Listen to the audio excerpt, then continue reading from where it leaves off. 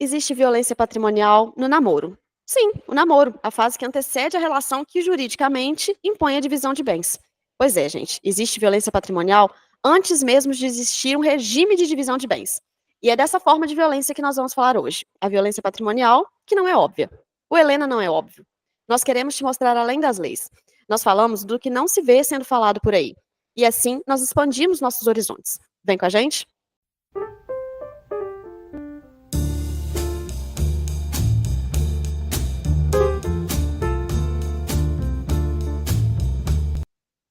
Laís, me dá licença poética para começar o episódio de hoje pela dica, amiga? Não, mas primeiro você cumprimenta nossos ouvintes, né?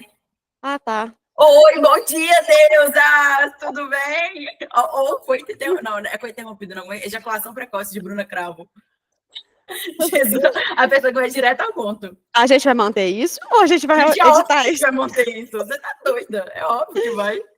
Oi, ouvintes queridas! Boa tarde. Eu tô muito ansiosa pro episódio de hoje, vocês me perdoam? Perdoamos. Conta de amiga, Bruna. Eu preciso, vai fazer sentido, depois você vai entender. Eu preciso começar pela dica amiga e logo pela Helena, mas vai tudo ter uma explicação. Então vamos lá, vou começar o episódio de hoje pela dica amiga. E é o episódio que fala sobre violências patrimoniais. Gente, a Bruna tá muito... Ela tá rachando de rir aqui. Ela tá muito ansiosa com esse episódio. Eu tô, assim, levemente preocupada com o que vem por aí.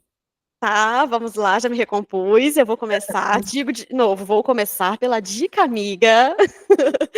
E é o musical My Fair Lady.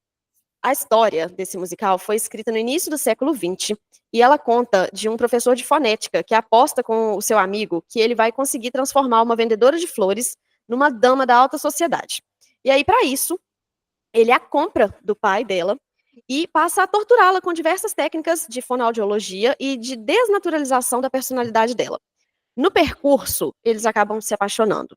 Acontece que, por melhor que ela falasse ou se portasse perante a sociedade, ele sempre a veria como uma vendedora de flores. A Helena de hoje é a vendedora de flores. E o Bentinho, assim como o professor do século XX, é um aristocrata, um herdeiro. A ordem agora é inversa, afinal, nós estamos já no século XXI, né? Primeiro eles se apaixonam. Então, para que ela caiba na realidade dele, ele a desnaturaliza, ele a tortura. Helena, uma mulher preta, de classe média, a primeira da sua família a cursar ensino superior, se forma, constrói uma carreira promissora, ascende socialmente a olhos vistos. E o Bentinho, por outro lado, nasceu numa família rica, nunca precisou batalhar pelos próprios bens. No máximo, ele exercia uma atividade na empresa da família para justificar o dinheiro que ele ganhava dos pais. Eu chamo isso de lavagem de mesada, gente. É a mesada institucionalizada. Quando a Helena sempre teve o emprego dela, nunca pensou em abdicar do emprego dela. E ela ganhava, gente, até mais do que o namorado, tá? Mas nem isso a protegeu. Enquanto ele era apenas herdeiro, ela já tinha conquistado, fruto do próprio trabalho, viagens, carro, apartamento, boatos que o mais bonito da zona sul de Belo Horizonte. Enfim, Helena tem uma carreira, coisa que o Bentinho nunca chegou nem perto de ter. A única coisa que ele fez foi nascer. E ele estava disposto a tudo para manter esse privilégio, até mesmo abrir mão do privilégio que era tê-la. Helena e Bentinho começaram a pensar em morar juntos. Ela, altiva como sempre foi, procurava imóveis que melhor se encaixassem no gosto dos dois, idealizava a decoração, batalhava por isso, afinal era um sonho que ela estava construindo. Já o Bentinho precisava da aprovação dos pais em tudo. Afinal, da parte dele, era um investimento da família. Vejam, não dele, já que o dinheiro nunca foi dele, sempre foi da família dele. E aí os impasses foram enormes, né? Helena se sentia num relacionamento com os sogros. E que sogros! Ela nunca foi boa o suficiente para eles. Ela tinha que se adequar aos eventos de família, ela tinha que frequentar as festas e as reuniões formais à mesa, sempre sob olhares de críticas e de desconfiança, sempre sob teste, sempre frente à barreira nítida do pertencimento, quase como um aviso: você não cabe aqui. E o Bentinho, passivo diante dos pais, agressivo diante dela: você tem que se moldar. Aquelas ocasiões se tornaram motivo de angústia para Helena. Ela via sua energia sendo sugada só de imaginar de quais situações constrangedoras ela teria que se esquivar sozinha, sem o apoio do companheiro que queria construir um lar com ela. E aí que o ápice veio. Às vésperas de Helena e Bentinho alugarem um imóvel, Bentinho enviou para Helena um pacto antinupcial. Helena já estava ciente de que eles só morariam juntos sob o regime de separação total de bens, e para ela tudo bem, afinal, ela nunca quis nada dele, como eu disse, ela construiu a carreira dela e assim ela seguiria sempre. Ela realmente estava com ele por ele, e não pelo dinheiro dele. Esse pacto já havia sido, inclusive, avaliado pela Laís antes. Estava tudo dentro da lei. Acontece que, por cautela, e é assim mesmo que tem que ser, viu, gente? Antes de assinar, a Helena reenviou o documento para a Laís aprovar. E qual foi a sua surpresa ao ver que a família do Bentinho havia inserido uma nova cláusula, sem nenhuma comunicação prévia? Uma cláusula de exclusão de direito sucessório. Calma, eu vou explicar. A Helena e o Bentinho morariam juntos, num apartamento que ambos comprariam juntos, mobiliariam juntos, decorariam juntos, constituiriam ali o seu lar. Mas, se ele falecesse, ela ficaria sem nada. Tudo que foi dele iria direto para os pais dele.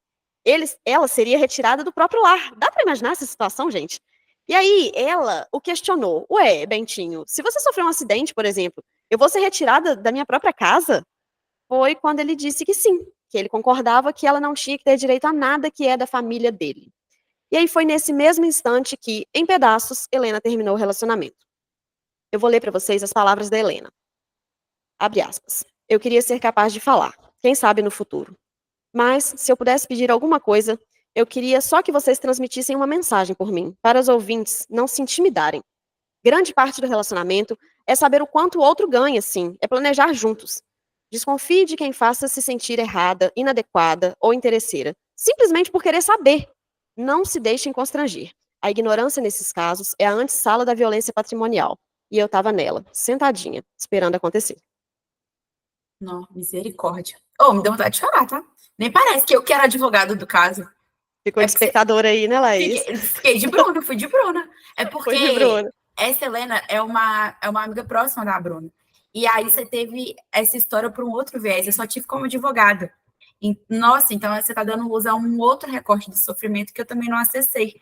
Porque eu era advogada, então a minha conversa com ela era mais técnica, assim. Que isso, Bruno? Eu acompanhei os bastidores dessa Helena e é por isso que esse episódio é tão importante para mim, é quase que uma homenagem para ela.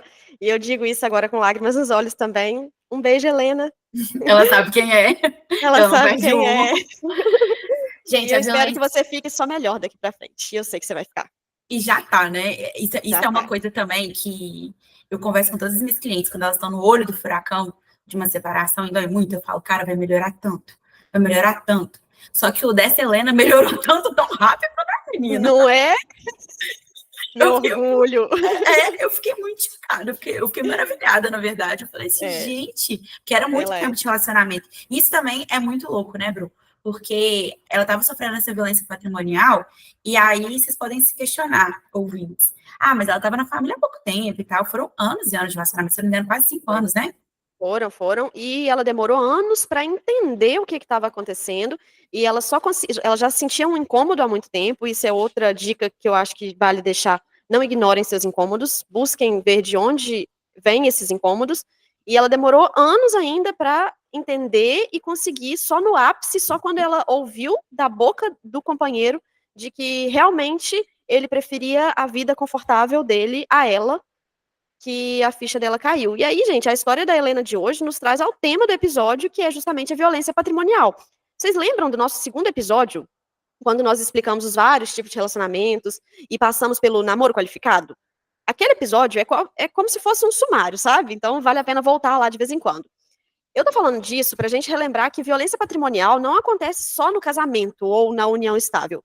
Existe uma forma menos óbvia, que é a violência patrimonial já no namoro. O namoro é essa fase que antecede a relação que juridicamente impõe a divisão de bens. Então, sim, gente, existe violência patrimonial antes mesmo de existir um regime de divisão de bens. E é dessa forma de violência que nós vamos falar hoje. Óbvio, o Helena não é óbvio.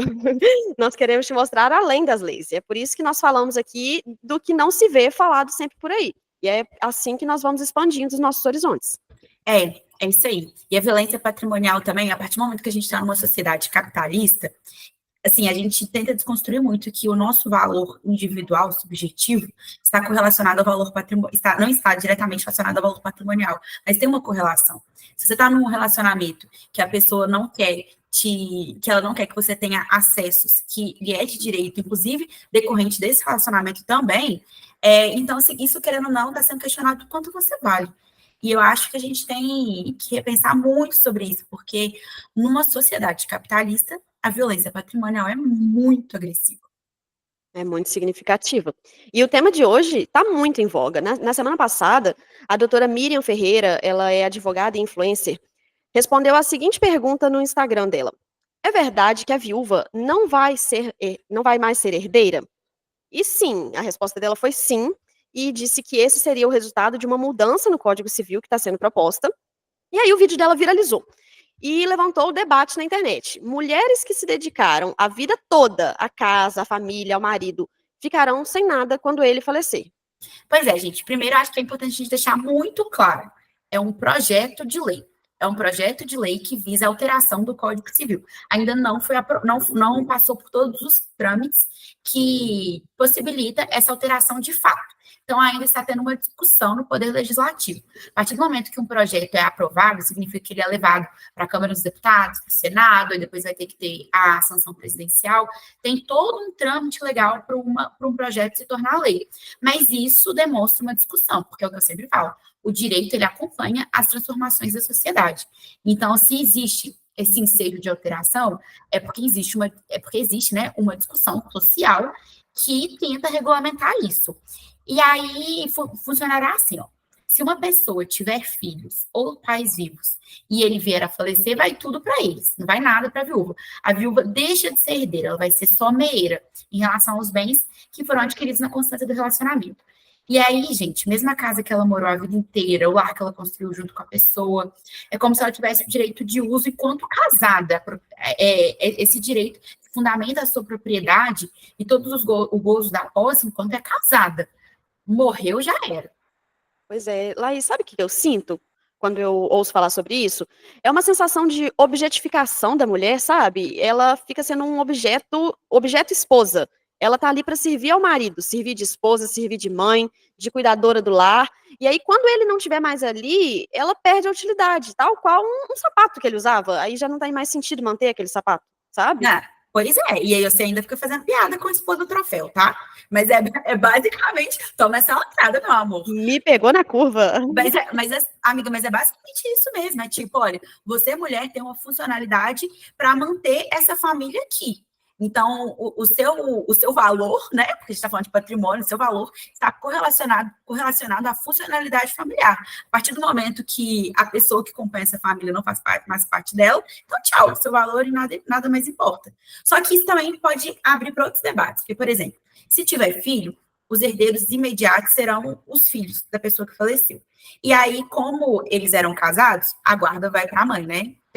Em regra. A não ser que seja com maus tratos, enfim, seja uma coisa bem, bem extraordinária que foge do direito, foge da normalidade das famílias, apesar de maus tratos não ser tão anormal assim. Mas, enfim, em regra, a guarda vai para a mãe. Então, a mãe vai continuar fazendo a administração disso, mas em nome dos filhos. Não, mas Representando. então calma. Vamos por Vamos, partes, Thaís. Não, pra gente, vamos. realmente, porque, primeiro, viralizou muito esse vídeo e eu, honestamente, nem sabia que ainda era um projeto, porque quando as coisas viralizam, elas pulverizam muito e a gente fica sem saber ao fundo qual que é a verdade. Mas, Eu tenho então, medo de viralização por isso, você acredita? Eu acho que a pessoa quer tanto falar, mas o o debate próprio fica Instagram, raso, né? o Instagram não permite. Eu quis criar esse podcast, chamei para esse podcast, exatamente porque eu não consigo falar tudo que eu quero em um minuto. Não dá Claro, para você falar em um minuto direito. porque a gente precisa aprofundar. E aí, quando viraliza, o debate fica raso e aquele telefone sem fio. Cada vez que você passa uma informação, essa informação ela vai sendo distorcida de alguma forma. Então, para a gente não restringir esse debate aqui ao conhecimento de Instagram, nada melhor do que a gente ouvir uma especialista, né? Então, com a palavra, doutora Laís Simão, melhor advogada familiarista que nós temos aqui nesse podcast, tô brincando, que nós temos no planeta Terra. Laís, explica pra gente tudo sobre direito sucessório, pacto antinupcial. Conta pra gente como é que funciona a situação da viúva hoje e como é que ela ficaria caso essa mudança fosse aprovada. Então, tudo vai depender do regime de bens que a pessoa se casar. Vamos trabalhar com o regime convencional, que é o de comunhão parcial de bens, né? Que é o que a maioria das pessoas se casam. No regime de comunhão parcial, a viúva ela só é herdeira em relação aos bens particulares, não é em relação aos bens adquiridos na constância do casamento, porque ela já é meira. Então, por exemplo, vamos pegar o caso do Bentinho lá. Se o Bentinho se o Bentinho recebesse por doação a casa que ele morasse dos pais, Aí a Helena não seria meira dele, porque foi uma doação. Doação não comunica na comunhão parcial ao outro cônjuge. Só comunica aquisições onerosas, ou seja, quando você pagou, quando teve ônus, quando você pagou e tal. Aí sim vai comunicar na meação. Doação, presentes, não comunica. Então, se os pais do Bentinho doaram para o Bentinho, sem ser para o Bentinho e para Helena, só para o Bentinho, uma casa, essa casa é patrimônio particular do Bentinho. Se Bentinho falecer, a Helena é herdeira dessa casa. Se Bentinho divorciar, a Helena seria meira, mas ela não é porque não adquiriu oneroso. Então, não tem direito a nada. Então, se Bentinho morrer em relação a bens particulares, são bens particulares, bens doados, bens que foram adquiridos antes da constância do casamento ou da união estável. Então, hoje em dia, na comunhão parcial de bens, a viúva, ela é herdeira só nos bens particulares. O que esse projeto de lei quer alterar o Código Civil? Você deixa de ser herdeira necessária, ou seja, você não ganha nada dos bens particulares. Você só vai ser meira em relação aos bens que são comuns. Então, Entendi. tira seu direito sucessório. E aí, no o caso... pacto antinupcial seria interessante. O que é o pacto antinupcial? É um contrato que antecede ao casamento. E não é um pré-contrato, é um contrato mesmo que antecede ao casamento. Então, nesse pacto, a gente pode dispor quais serão os regimes de bem, podemos dispor quais são as regras de sucessão que irão se aplicar nesse caso, no caso específico, quais regras não irão. O pacto é como se a gente tivesse assim, o Código Civil, na verdade, eles são regras gerais, que se aplicam para a sociedade inteira. Mas as partes podem pensar, opa, peraí, nesse casamento aqui eu não quero o que é para todo mundo, eu quero diferente. Então eu vou aplicar esse artigo aqui. Mas esse artigo aqui eu já não quero aplicar, porque eu não acho tão interessante. Então é como se as partes pudessem criar leis entre si. Que aí o contrato é isso, né? Uma criação de leis entre si. E aí o pacto antinupcial é isso. Entendi. É porque, pela regra que se passar, o casamento fica parecendo cada vez mais nitidamente uma instituição de benefícios unilaterais, né? Que beneficia só o homem e a viúva, no caso, aí, em nada. Então, o pacto antinupcial seria uma solução para isso, né, Laís? Eu acho total que é uma solução para isso. Se tivesse alteração legal, é uma solução para isso. E aí a gente vai ter que estudar também, porque, por exemplo, se eu já sou casada, e eu casei, por exemplo, vamos supor, na comunhão parcial, e as regras de sucessões eram outras, como é que a gente vai modular esse efeito? Agora eu deixo de ser herdeira, mesmo para casamento que já ocorreu, tem que ampliar muito esse debate. Porque senão, como é que eu vou ter que alterar o meu regime matrimonial de bens? E aí, inclusive, vou ter que fazer posso alterar o meu pacto nupcial, por exemplo. Entendi. Eu acho que o pacto é a principal solução para isso, se tivesse alteração legislativa mesmo. Então, o pacto ele pode acontecer mesmo em casamentos já vigentes, Laís? Não, mesmo eu acho que a gente vai ter que alterar o pacto. Não sei se vai possibilitar isso. Entendi. Por Bom, isso que eu tô então, achando meio complicado. De toda forma, quem está aí na iminência de casar, quem pensa em se casar, é bom consultar uma advogada especialista para elaborar um pacto, certo? E aí, dependendo, o que eu acho que já pode fazer? Eu acho que, considerando que está em discussão, está em tramitação esse projeto, já coloca como vão ser as regras de sucessão. Gente, mesmo quando não vão alterar as regras de sucessões do regime, tipo assim, as partes querem casar no regime de comunhão universal ou separação total de bens. Eu sempre disponho quais serão as regras no aspecto sucessório, principalmente para garantir o direito de cônjuge supersístico, que é o cônjuge sobrevivente. Já está lá escancarado, porque vai que altera essa lei, entendeu? Que em relação a bens imóveis é garantido o direito de moradia para o cônjuge sobrevivente enquanto ele for vivo. Entendi, perfeito. Porque morte, infelizmente, é algo que não se prevê, né? Pode acontecer a qualquer momento, pode acontecer no dia seguinte ao casamento. Claro que ninguém deseja isso, mas pode acontecer. Então é muito importante prever para que a outra parte não seja pega totalmente desprevenida. E aí a gente estava aqui falando de uma possível violência patrimonial, como foi o caso da Helena, que começou a acontecer já mesmo antes de haver esse regime de divisão de bens. Mas a violência patrimonial mais comum é aquela que acontece já na constância do relacionamento, e aí tem até uma outra Helena, que vale a pena citar, para a gente ver as diversas facetas da violência patrimonial. E ela recebe o salário dela e ela é obrigada a transferir integralmente para uma conta conjunta com o companheiro, e ele administra tudo. E ele, de uma forma extremamente violenta, ele administra até o que vai ser comido na casa, até os pães, o que se come, quantas vezes ela pode lavar o cabelo, ela e os filhos. Então, é um É outro tipo de... cabelo?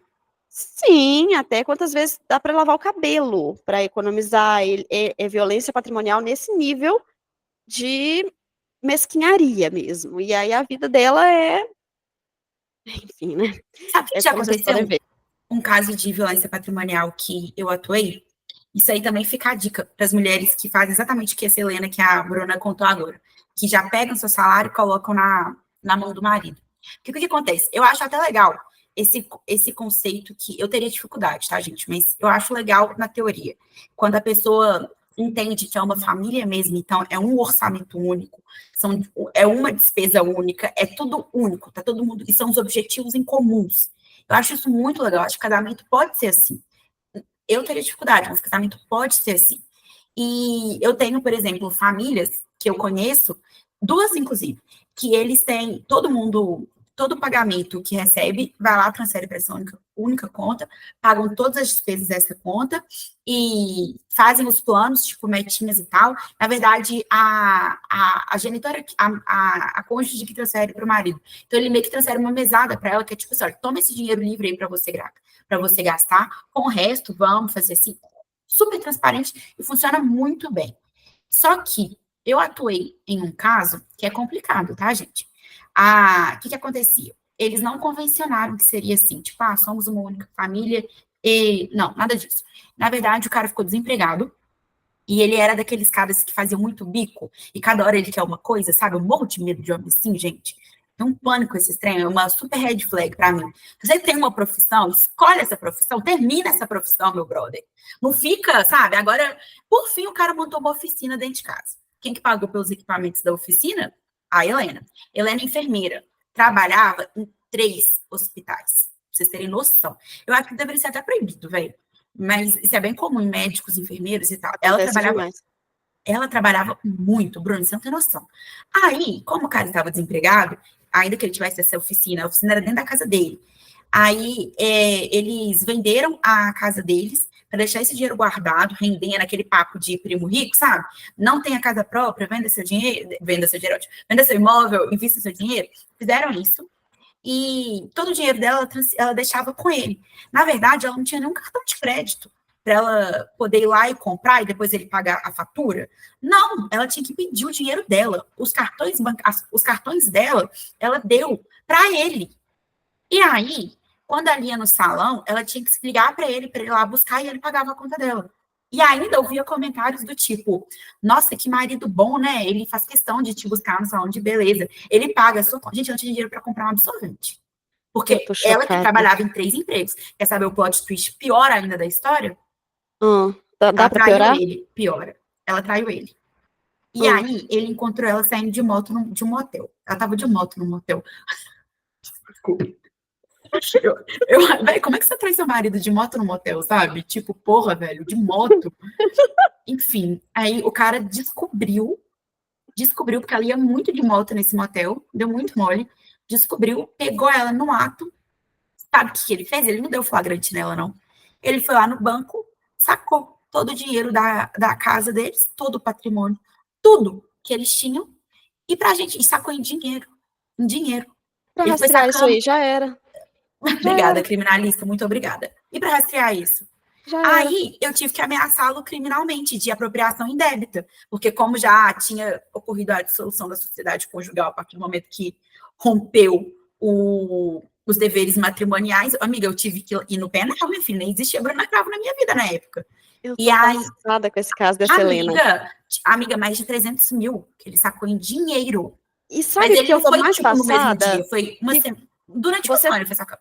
O que tá me deixando mais chocada é que você tá falando e eu tô conseguindo identificar várias Helenas nessa sua narrativa. Porque enquanto tá bom, tá tudo bom. Você nunca acredita que isso vai acontecer.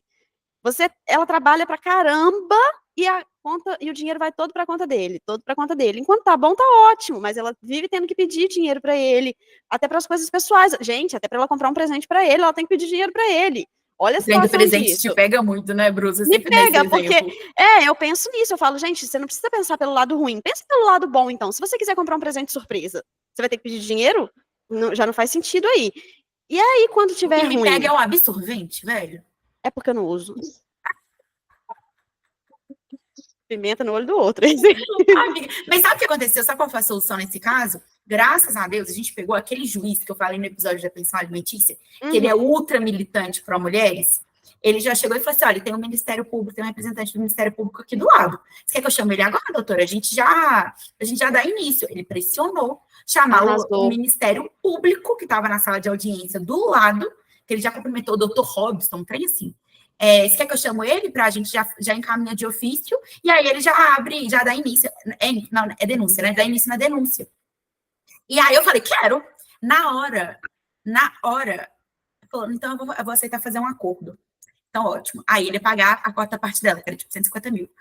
Aí, beleza, mas aí ia pagar parcelado, gente. Ia pagar, tipo assim, 150 mil, 3 mil reais por mês, que ele falou que era o único dinheiro que ele tinha.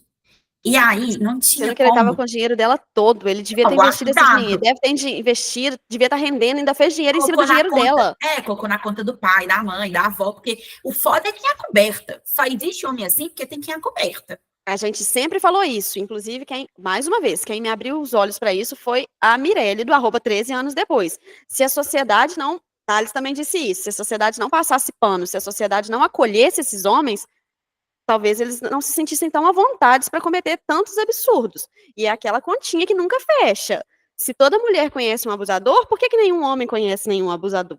Exatamente. Fica aí esse questionamento.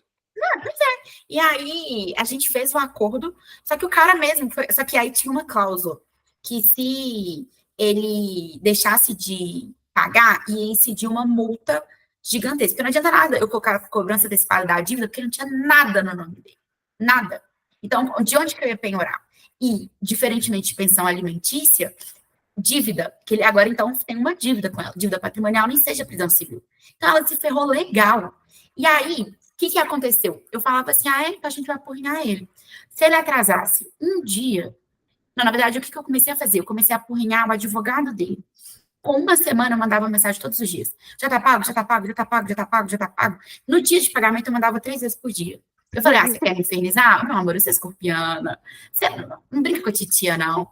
E aí, por fim, teve um dia que ele pagou tudo. Tipo assim, do nada, depositou 120 mil na conta dela. Ora, assim, mas ele não tinha o dinheiro? O que aconteceu? Agiota? Então, aí, sabe o que aconteceu? Minha cliente começou a ficar puta. Porque ela queria... Tá vendo? É quando você se apega ao conflito, ao invés de se apegar à resolução. Tipo, o que ela queria, na verdade, era... Agora que ela percebeu que ele ficava muito pistola de ser cobrado e que pagar todo mês esse pouquinho de valor era incômodo, então agora ela queria incomodar. E aí eu falei, não, vamos colocar fim, tá? Hoje ela tá casada com um amante. O amante também era casado, tá? Essa história de que amantes o cara que é casado não vai ficar com a amante. No caso dela, não rolou, não. São casados. Quanto twist nessa história? Quantas reviravoltas nessa novela da Globo de Manuel Carlos? Não, só não me chamou pra ser madrinha, né? Se fosse antigamente, eu ia ser madrinha desse filho, com certeza. Bom, então, gente, um episódio de violência patrimonial e a gente já está aqui praticamente narrando uma novela mexicana, mas para vocês verem inúmeras são as facetas da violência patrimonial e para a gente sair do óbvio, né? E outra coisa, gente, não confia na boa fé do boyzinho, não? Na moral, tá tudo lindo. Enquanto tá bom, tá tudo bom. Quando não Até você querer trair ele de moto, no motel, em Belo Horizonte, que é um ovo. Não, e pior, até ele talvez querer te trair. E aí? Você não quer mais continuar com ele, mas você tá na mão dele. Como é que você vai fazer? Esse negócio de ficar na mão dele por causa de questões patrimoniais dá um pano pra manga, né, Bruna? Demais. Você tem dica amiga pra hoje, Laís? Amiga, tenho. Assisti aquela série que eu viciei, Bebê Rena. Viciei real. Inclusive, a gente tinha que fazer um episódio dela para falar sobre o que é o stalking aqui no Brasil. Eu acho que na semana que vem vai ser episódio das mães, né? Será que nossas mães vão animar, Vi? Acho que elas vão ficar super felizes. Vamos fazer esse convite ao vivo aqui, então? Vamos, mãe. A minha mãe não assiste. Ai, não acredito. Não assiste. Eu faço um recorte e manda para ela. Obrigada, mãe. Vamos recorte. Vamos, por favor, gravar um episódio com a gente? Bora? Semana que vem, por favor. Beijos. Amo vocês. Aí, lembrando que mãe de pet não é mãe. Mas mães de planta, se for maconha, pode ser. Tô zoando. Eu vou ter que cortar. Eu amo que a minha skin é super vingativa. sedutora e maconheira. Aí, quando você vai olhar a minha vida, eu não tô nem aí pra ninguém. Eu tô num relacionamento sério. Vai fazer 12... Quê? Quanto tempo? Nem sei mais. Já perdeu, é a vida 13 toda. anos. E eu não tô nem aí pra Tem. ninguém. Eu nunca fumei. Não sou, eu tenho asma, né? É A maconha. asmática, É, a pseudo-maconheira asmática. sou eu. Aqui, o que eu ia falar da minha dica amiga? Eu tô viciada na série Bebê Rena, na real. Foi uma das séries, assim, que me pegou de uma forma. E o que eu acho interessante? Eu até escrevi, se vocês ainda não viram o nosso post sobre aquela vozinha que grita, que é o que a Bruna falou anteriormente também, sobre ouvir os seus desconfortos. Eu acho isso muito, muito importante. E nessa série, o cara ele tá sofrendo um stalking e ele não consegue sair. O desconforto dele tá lá gritando e ele não consegue sair. E eu acho que ele não consegue sair porque, por ele já ter sofrido algumas situações de abuso, é como se essa fosse a linguagem que ele conhecesse, sabe? É tipo o que eu falei nos stories ontem, que a pessoa tá sempre falando português. Quando ela encontra alguém que fala inglês, ela não tem identificação como português. Então, eu acho que essa é a chave das repetições de padrão.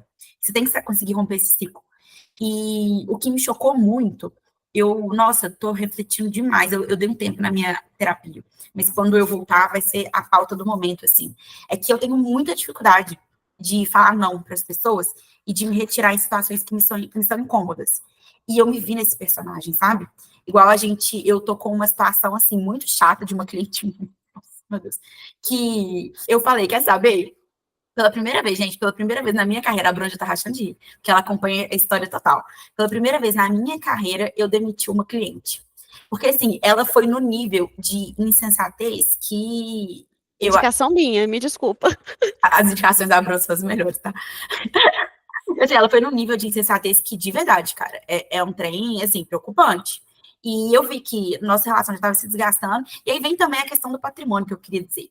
Quando ela começou a falar que só estava comigo porque ela não queria, que ela achou que o meu contrato não seria tão vantajoso, falei, quer saber? Eu vou devolver tudo. Tudo, independente do tanto que eu trabalhei nessa casa, eu trabalhei muito. Eu vou devolver tudo. Porque o dinheiro tem isso, né, gente? É a possibilidade de você sair. E aí, quando eu tava vendo o personagem do Bebê Rena, numa situação, numa relação que ele não estava se sentindo bem, que estava claramente desconfortável, mas sem conseguir sair, eu falei, não, gente, tá errado, a gente tem que conseguir sair. Nem que você se obrigue, sabe? Então, eu acho essa série muito importante para quem está passando por relacionamentos abusivos ou para quem já passou, porque uma vez que a gente passa por isso, existe uma linguagem que, infelizmente, a gente aprende, que é a linguagem do abuso, que é a linguagem da violência, e que eu acho que não tem como desaprender, mas tem como não querer falar mais. E aí é importante. Ouviu uma língua, sai fora. E aí, a outra dica, amiga, que eu queria dar, porque essa do Bebê Rena já tá uma coisa... todo mundo tá falando dessa série e tal. É um filme que eu assisti, chama Lost in Translation, é da Sofia Coppola. Acho que é Entre Indas e Vindas, deixa eu ver aqui. Enfim, é uma série, é um filme, desculpa, que retrata a história de pessoas que estão em casamentos, encontros e desencontros, só isso. Que estão em casamentos que não os contemplam. Tem Scarlett Johansson, maravilhosa, dando show de atuação, jovenzíssima e já brilhante. E é sobre separação, mas é sobre a separação enquanto você ainda está casada. Que talvez seja pior. É isso. Olha, eu não quero falar nada, porque eu quero que as suas palavras fiquem ecoando na minha cabeça, porque eu tô realmente sem palavras. Amiga, Mas a sua dica amiga foi a do Thales, não foi? No episódio do Thales, ele foi um deu. desdobramento da dica do Thales e é um ponto em comum também. Gente, a Bruna tá querendo chorar real, tá? Só Não, pra... eu chorei já, de novo. Segundo episódio que eu choro, meu Deus. Na dica Porque, amiga. não, isso que você falou, na Dica Amiga, segundo episódio que eu choro na Dica Amiga, você tá, enfim. Isso que você falou da linguagem é muito forte, é muito potente. E eu tava aqui fazendo um link com as Helenas do episódio que nós trouxemos. Diversas formas, tanto que no caso da primeira Helena, ela tinha mais dinheiro até, ela tinha um bom salário, mas isso não a protegeu. Tem outras Helenas que não têm salário, não têm bons salários e, enfim, também não estão protegidas, também sofrem a violência patrimonial. No caso dessa terceira Helena que você trouxe, ela era a única que tinha salário e isso também não a protegeu. E, afinal, eu acho que o que tem em comum entre todas essas Helenas é a linguagem de abuso, que muitas vezes, mesmo com condições materiais, elas não sabem escutar outra língua, por isso elas não saem. Isso foi muito Mas eu acho que impactante pra mim. essa é a chave, sabe, amiga? Porque não tem como você mudar o passado. Não tem como você fazer com que aquela situação de violência, de abuso, não tenha acontecido com você. Aconteceu. Você não apaga isso, você tem que... Você pode fazer anos de terapia, anos deitado no divã, você nunca vai esquecer. Isso aí é um trauma, te rasgou, tá lá para sempre. Agora, o que você pode fazer a partir disso? No sentido de não repetição de padrão. É o que dá para fazer. O resto é o que eu falei no último episódio, de apropriar da sua história, que é o que, por exemplo, o protagonista, diretor e roteirista dessa série Bebê Rena fez, ele fez arte. E a mesma coisa também com o que aconteceu do I May Destroy You, que são escritores construindo obras de arte. E assim, o episódio 4 do Bebê Rena, era o que todo mundo tava falando, meu Deus, é muito tenso e tal. Pra gente, Bruna, que trabalha com violência doméstica, a violência sexual é muito recorrente. Então, assim, para uma coisa meio que apavorar a gente, tem que ser muito grave. A gente pode se sensibilizar porque somos humanos. Tipo, você chorou com o que eu falei, a gente sensibiliza, somos humanos. Mas agora, de paralisar, de chocar, de escandalizar, não, porque a arte nunca é pior do que a realidade. Na verdade, eu acho que a arte, ela melhora a realidade. Então, pra gente é muito tranquilo. Eu não sei para as outras pessoas que não têm esse acesso, tipo, de fotos, de relatos que a gente tem da vida real quando a gente atende uma mulher que passou por isso. Mas são cenas muito artísticas, sabe? É tipo, é um estupro. Mas é uma sugestão, tem um jogo de luz, tem uma câmera movendo, deixa mais palatável, né? Mas é isso aí, gente. Eu baixei. Você tinha melhorado o negócio, eu baixei o rolê de novo. Não, mas e mais uma vez eu me perdi aqui nos links do que você tá falando com as Helenas, porque acho que talvez a última coisa que eu queria falar para essa Helena, e ela vai saber quem é, mas que aproveita para todas as outras, é quando você diz, Laís, que não se apaga, mas também não pense que foi culpa sua, que você perdeu tempo, que você devia ter percebido antes, que você devia ter saído antes. Isso não existe, você não perdeu tempo, é a sua vida, é quem você é, tudo isso te construiu. Faça disso pedras para a construção de quem você vai ser e que você vai ser melhor a partir disso. E você sabe, Helena, que você é muito melhor a partir disso. Você sabe que você sempre foi melhor que eles. Então não olhe para a sua vida como uma perda de tempo. Não, e essa Helena em específico tava para pegar um boy que ela que não quis. Porque ela não quis. Eu já advoguei por ele, mas não... Você advogou por ele? Advoguei, amiga, na medida do possível, mas já parei, porque não deu. A gente vai ter que cortar isso, porque senão vai ficar muito. Não vai não, tá ótimo. Beijo, gente, amo vocês. Até semana que vem, episódio das mães. Manda mensagem pra Fatinha e pra Cris, pra ver se elas animam. Elas vão animar, com certeza, mas vamos fazer uma campanha assim mesmo, gente. A gente vai marcar se você ficou até aqui, o que vai comentar? Vamos comentar dinheiro de novo? É bom pra trás? Vai ter que ser. Inxalá, muito ouro. Inxalá. Beijo, gente. Até semana que vem. Tchau. Tchau. Ô, Bruna, eu voltei aqui só pra te falar um negócio. No domingo, eu encontrei... Não, no domingo não, sexta e domingo. Encontrei com as meninas da faculdade. Cara, todas comentam que estão amando o podcast e que estão extremamente surpresas como você é maravilhosa e como você fala muito bem. Não surpresa pela sua maravilhosidade, porque é inerente a você. Mas, tipo assim, surpreendeu muito, sabe? Já esperava muito, mas, meu Deus, é melhor ainda. Ai, meu Deus, eu vou chorar de novo. Bruna, juro. Aí eu pensei, cara, que parte boa ser tão tímida e introspectiva durante 5 anos da vida. E quando a pessoa se solta, aí é só elogio. Todo mundo fala, estou amando o podcast e, meu Deus, a Bruna nasceu pra isso. Era só isso. Beijo, tchau. Meu Deus, que coisa linda! Vou te cortar. Para de rasgação de seda. Tchau.